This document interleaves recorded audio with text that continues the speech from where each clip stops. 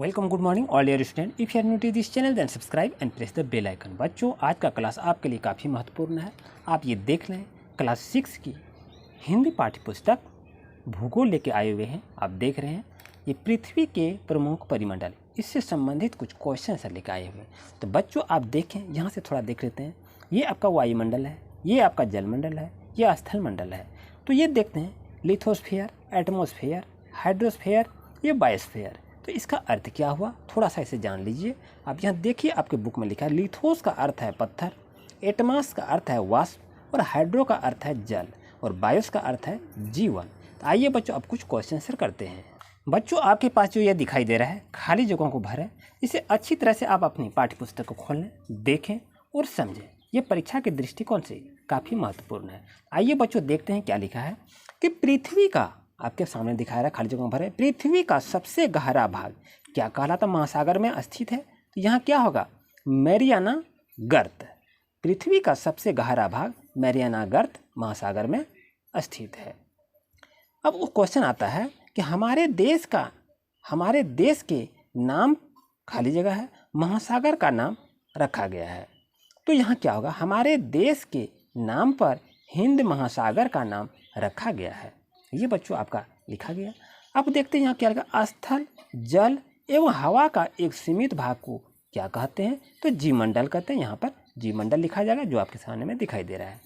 उसके बाद क्वेश्चन देख रहे हैं, यूरोप एवं एशिया महाद्वीप को एक साथ यूरेशिया कहा जाता है। ये आपका आंसर हो गया बच्चों।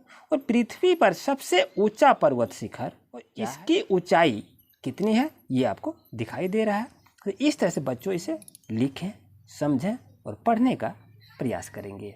आइए नेक्स्ट क्वेश्चन देख रहे हैं, आपके सामने में क्या दिखाई दे रहा है। यहाँ पर आपको इस तरह से भरना है।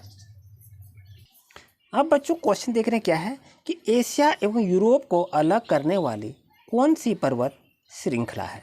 तो ये आपके पास एंडीज, हिमालय, यूराल और रॉकी है। तो सही आंसर आपको चुनना है। तो सही आंसर आपका यूराल होगा।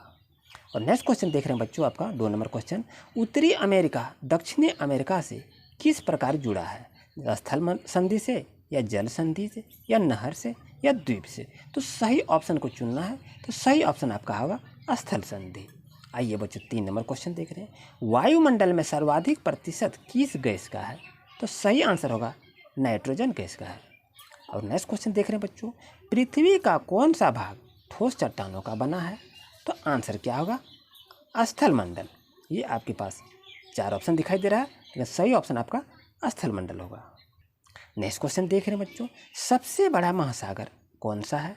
तो सही ऑप्शन आपका होगा प्रशांत महासागर सबसे बड़ा महासागर है। ये ऑप्शन आपके पास 4 ऑप्शन इस तरह रहेगा और आपको आंसर को फाइंड आउट करना है। अब बच्चों कुछ क्वेश्चन आंसर देख रहे हैं, यहाँ क्वेश्चन आंसर को देखिए। अब ये क्वेश्चन आपके सामने में आंसर लेके आएंगे और अच्छी तरह से देखेंगे। चलिए बच्चों, कुछ कहानी से भी कुछ क्वेश्चन आंसर बनाए हैं, उसको भी अध्ययन कर लीजिए, जो कि परीक्षा में अधिकतर पूछा जाता है। बच्चों फर्स्ट क्वेश्चन देख रहे हैं, अध्याय 5 से है, सबसे बड़ा महाद्वीप कौन सा है। तो आंसर होगा आपका ऑस्ट्रेलिया होगा। पृथ्वी के 4 प्रमुख परिमंडल कौन से हैं। दूसरा नंबर क्वेश्चन देख रहे हैं, तो आंसर आपका होगा भूमंडल, वायुमंडल, जलमंडल और जीवमंडल। इस तरह से बच्चों लिखेंगे, क्वेश्चन को याद रखिए। और नेक्स्ट क्वेश्चन है कि पृथ्वी के प्रमुख महाद्वीपों के नाम लिखो। तो नाम लिखना है, आंसर है एशिया, यूरोप, अफ्रीका, उत्तरी अमेरिका, दक्षिण अमेरिका, ऑस्ट्रेलिया और अंटार्कटिका। ये बच्चों आपका आंसर हो गया। 4th नंबर क्वेश्चन को देख रहे हैं, 2 महाद्वीपों के नाम लिखिए जो पूरी तरह से क्या है, दक्षिणी गोलार्ध में स्थित है। तो आंसर क्या होगा, ऑस्ट्रेलिया और अंटार्कटिका। ये आपका आंसर होगा। आइए उसका क्वेश्चन देख रहे हैं, वायुमंडल के विभिन्न परतों के नाम लिखिए। तो वायुमंडल के कौन कौन से परत हैं, उसका नाम लिखना है। तो लिखते हैं क्षोभ मंडल, समताप मंडल, मध्यमंडल, आयन मंडल और क्या लिखेंगे, बहिर्मंडल। ये लिखेंगे। 6ठा क्वेश्चन को देख रहे हैं, पृथ्वी को नीला ग्रह क्यों कहा जाता है। तो उत्तर लिखेंगे, पृथ्वी का 71% हिस्सा जल से ढका है। इसी कारण जब इसे अंतरिक्ष से देखा जाता है तो यह नीले रंग की दिखती है, इसलिए पृथ्वी को नीला ग्रह कहा जाता है। ये बच्चों आपका आंसर है। ये काफ़ी महत्वपूर्ण क्वेश्चन है, पृथ्वी को नीला ग्रह क्यों कहा जाता है, ये परीक्षा में क्वेश्चन आएगा ही आएगा। नेक्स्ट क्वेश्चन देख रहे हैं, उत्तरी गोलार्ध को स्थलीय गोलार्ध क्यों कहा जाता है? ये आपके पास क्वेश्चन है। आंसर है, पृथ्वी पर स्थल का अधिकांश हिस्सा उत्तरी गोलार्ध में स्थित है, इसलिए इसे स्थलीय गोलार्ध कहा जाता है। ये आपके पास आंसर दिखाई दिया बच्चों। आइए देखते हैं इसके आगे की क्वेश्चन देख रहे हैं बच्चों, आपके पास है, पृथ्वी द्वारा छोड़ी गई उष्मा कौन सी गैस अवशोषित करती है? तो आंसर होगा, पृथ्वी द्वारा छोड़ी गई उष्मा कार्बन डाइऑक्साइड गैस अवशोषित करती है, जिससे पृथ्वी गर्म रहती है। आइए बच्चों नेक्स्ट क्वेश्चन देख रहे हैं, अटलांटिक महासागर के बारे में संक्षेप में बताएं। तो आंसर क्या लिखेंगे? अटलांटिक महासागर का आकार अंग्रेजी के एस अक्षर के समान है।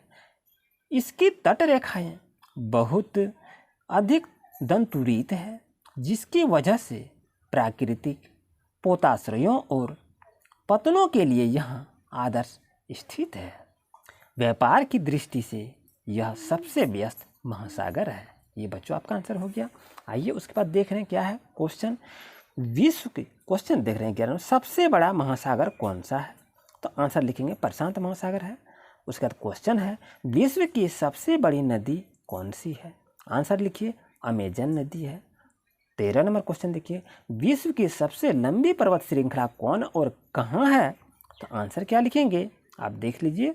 आंसर आपका होगा एंडीज है, जो दक्षिण अमेरिका में उत्तर से दक्षिण की ओर फैली हुई है।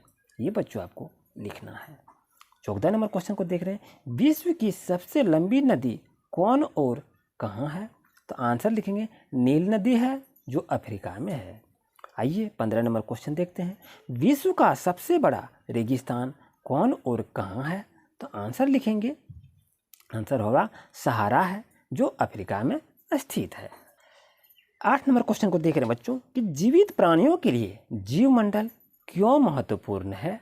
तो आंसर इसको क्या लिखेंगे, जीवमंडल स्थल मंडल, जल मंडल और वायुमंडल के बीच का एक सीमित क्षेत्र है। पृथ्वी के ये तीनों परिमंडल आपस में पारस्परिक क्रियाएं करते हैं तथा एक दूसरों को किसी न किसी रूप में प्रभावित करते हैं। इन तीनों मंडलों के पारस्परिक क्रिया के कारण जीवमंडल पर जीवन संभव है और इस तरह जीवित प्राणियों के लिए जीवमंडल महत्वपूर्ण है। बच्चों देखिए, आप क्वेश्चन आंसर इस तरह से अधिकतर पूछा जा रहा है क्वेश्चन, तो सोचे कि आपके लिए थोड़ा सा कुछ क्वेश्चन लेके आए जो कि आप अच्छी तरह से पढ़ाई कर सकें। उम्मीद है बच्चों आज का क्लास आपके लिए काफ़ी महत्वपूर्ण होगा। अगर इस तरह से और टॉपिक चाहिए तो हमारे channel A to Z study point channel को सब्सक्राइब करें और अपनी पढ़ाई को कंटिन्यू जारी रखें। मिलते हैं नेक्स्ट वीडियो में। Thank you for watching my video.